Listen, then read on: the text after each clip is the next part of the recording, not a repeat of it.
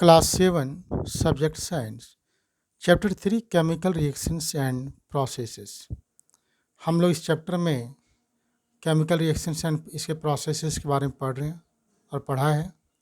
आज हम लोग पढ़ेंगे टाइप्स ऑफ केमिकल रिएक्शंस कि केमिकल रिएक्शंस कितने तरह के होते हैं। Chemical reactions can be classified into different types. जो केमिकल रिएक्शंस है उसको अलग अलग टाइप्स में क्लासिफाई किया जा सकता है depending upon the type of chemical change. मतलब उसमें किस तरह के केमिकल चेंज हो रहे हैं उसके आधार पर उसे डिफरेंट टाइप्स में क्लासिफिकेशन किया जा सकता है। Let us study the different types of reactions one by one. हम लोग अलग अलग तरह के रिएक्शंस एक एक करके पढ़ते हैं। कॉम्बिनेशन रिएक्शन, इसमें क्या होता है बच्चे, दो रिएक्टेंट्स एक दूसरे के साथ कंबाइन हो जाते हैं और सिंगल प्रोडक्ट का निर्माण करते हैं। जैसे हम लोग देखते हैं, पहला आ गया टाइप्स ऑफ रिएक्शंस में कॉम्बिनेशन रिएक्शंस। कॉम्बिनेशन मतलब वो कंबाइन वर्ड से आया है, मतलब कंबाइन कॉम्बिनेशन रिएक्शंस। जैसे H2 हाइड्रोजन प्लस ऑक्सीजन, ये मिलके क्या हो गया बच्चे, H2O। आप इसको बैलेंस भी कर सकते हो। उसी तरह N2 प्लस H2, ये देखो NH3, ठीक है, यहाँ आप कर सकते हो। यहाँ अभी देखो बैलेंस हो गया। तो ये क्या कम्बिनेशन रिएक्शन है, कंबाइन हो जा रहा है, दो रिएक्टेंट्स कंबाइन हो रहा है एक दूसरे से और एक सिंगल प्रोडक्ट का निर्माण कर रहा है, ठीक है। उसके बाद हम लोग देखते हैं इसी तरह का है ए chemical reaction in which two or more substances combine to form a new substance is called a combination reaction, ठीक है। Combination reactions are very useful in synthesising various chemicals. बहुत से केमिकल्स का निर्माण कॉम्बिनेशन रिएक्शन के द्वारा होता है। जैसे combination of hydrogen and oxygen gas yields water. Hydrogen और ऑक्सीजन गैस मिलके वाटर बनाया, नाइट्रोजन और हाइड्रोजन मिलके अमोनिया बनाया। अब आता है डिकम्पोजिशन रिएक्शन। देखो हम लोग कंपोजिशन का उल्टा होता है डिकम्पोजिशन। जैसा हम लोग देखते हैं म्यूजिक इंडस्ट्री में डिकम्पोजिशन रिएक्शन।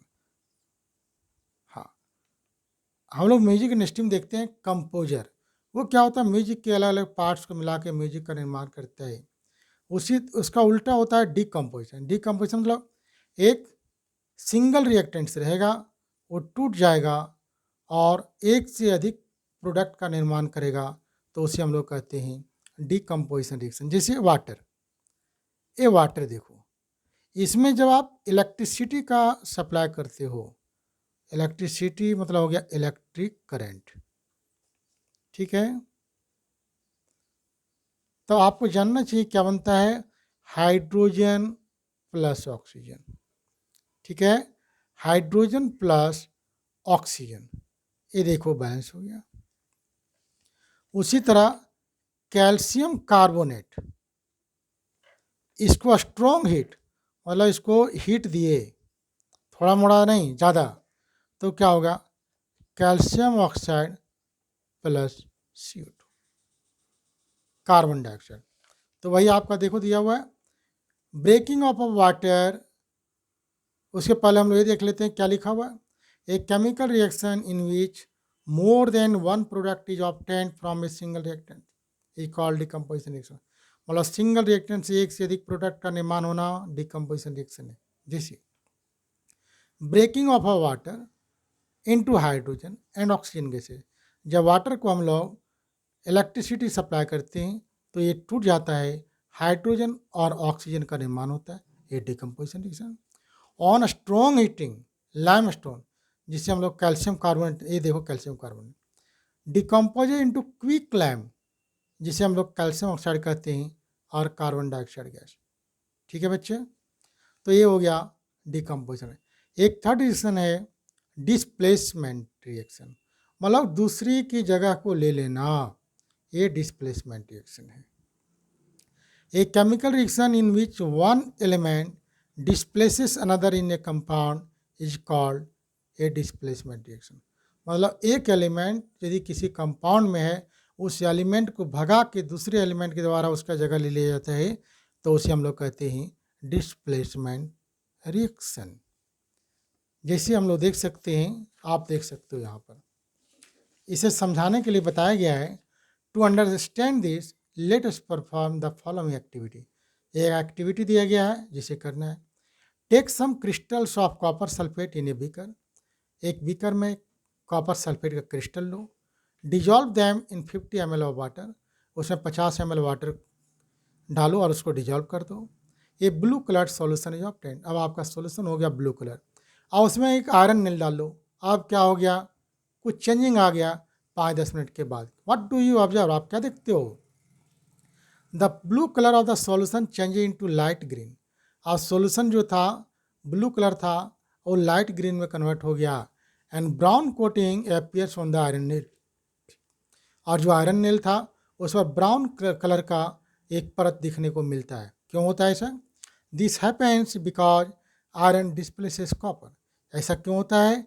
आयरन कॉपर को डिस्प्लेस कर देता है from copper sulphate and forms iron sulphate which is green in colour, जिसका कलर क्या है? ग्रीन है। कॉपर डिपोजिट्स, कॉपर जमा हो जाता है as brown coating on the iron नील।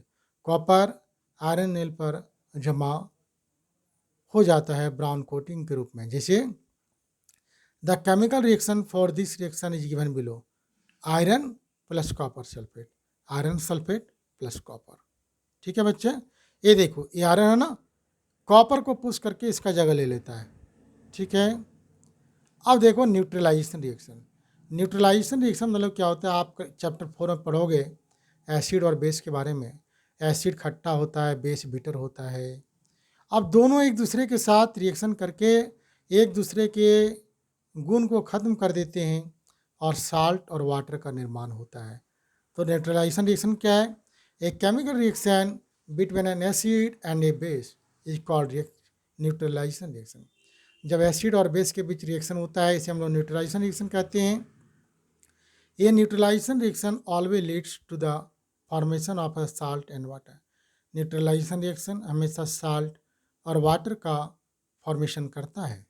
ठीक है, जैसे देखो the reaction between hydrochloric acid and sodium hydroxide yields sodium chloride which is salt and water. देखो जिसमें OH आयन्स रहते हैं उसे हम लोग कहते हैं बेस, और जिसमें H+ आयन रहता है वो होता है एसिड। तो देखो ये बेस है, ये एसिड हाइड्रोक्लोरिक एसिड, रिएक्शन किया, साल्ट बनाया जिसे हम लोग खाते हैं, सोडियम क्लोराइड, और वाटर बनाया। ठीक है, इसी तरह देखो मैग्नीशियम हाइड्रोक्साइड, इसमें OH आयन है, निश्चित रूप से यह बेस है, और यहाँ H+ आयन है, ये एसिड हो गया। तो मैग्नीशियम हाइड्रोक्साइड और सल्फ्यूरिक एसिड रिएक्ट करता है, मैग्नीशियम सल्फेट का निर्माण होता है और वाटर का। मैग्नीशियम सल्फेट एक साल्ट है। तो बच्चे आज हम लोग 4 तरह के केमिकल रिएक्शंस पढ़े। क्या क्या पढ़ा शुरू में? Combination reaction, decomposition reaction, displacement reaction, neutralisation reactions. और मुझे उम्मीद है कि आप लोग टाइप्स ऑफ केमिकल रिएक्शन आप पढ़ लिए होंगे।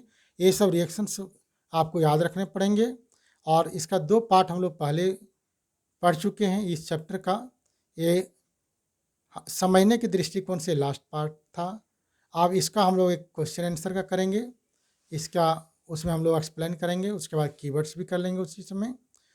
तो मैं समझता हूँ कि आप लोग समझे होंगे। यदि किसी तरह की प्रॉब्लम हो समझने में तो आप कमेंट करें, ताकि हम जान जाएं कि क्या कैसे समझाया जाए, ताकि आप अच्छे ढंग से समझ पाएंगे। For today that's all.